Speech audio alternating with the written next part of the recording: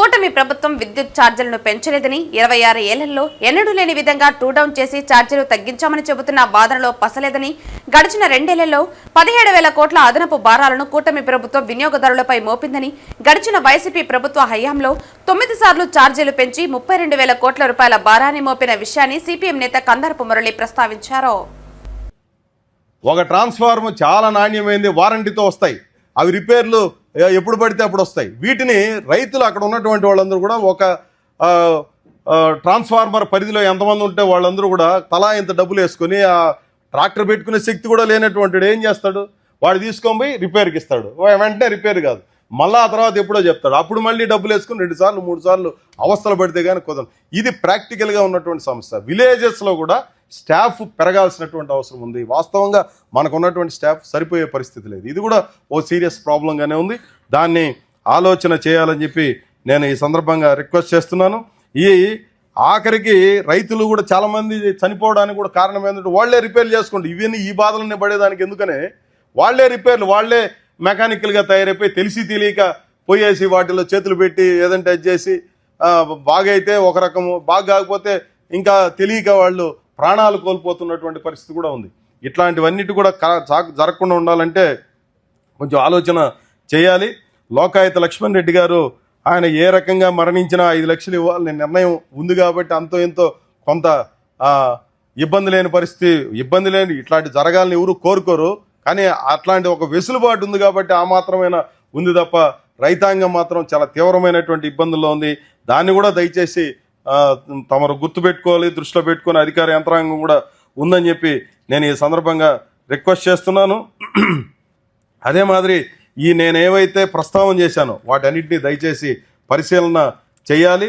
ఇది ఈరోజు ఏదో ప్రారంభమైంది కాదు, ఈరోజు ముగింపని కూడా నేనేం అనుకోవడం లేదు. ఇది ఒక సీరియస్ అంశంగా ఉంది. 2019లో ఆ పుష్కరాల దగ్గర నుంచి కూడా 2017వ సంవత్సరంలో కూడా పోయినసారి కూడా నేను ప్రస్తావన చేశాను.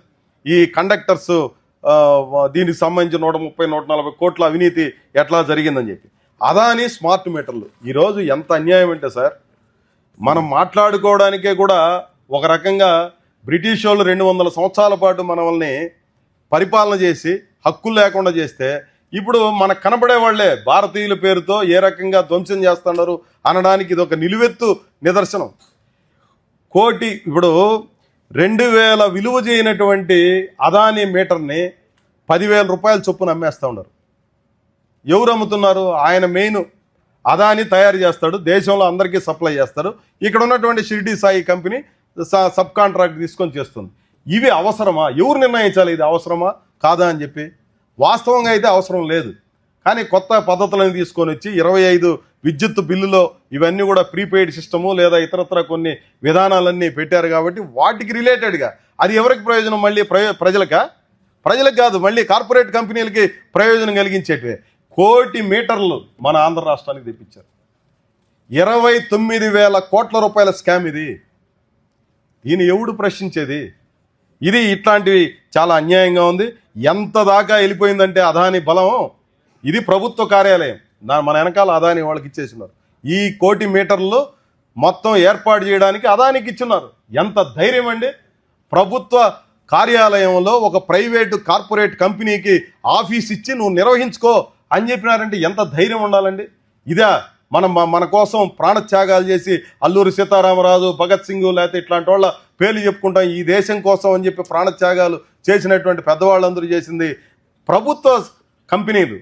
ప్రజల సొమ్ముతో కట్టినటువంటి చోట కార్పొరేట్ కంపెనీలకి ఇచ్చేసి వాటిని నడుపుకోండి అని అంటే ఏ రకమైనటువంటి స్థాయిలో వీళ్ళ ప్రభావం ఉందనేది అర్థం చేసుకోవాల్సినటువంటి అవసరం ఉంది.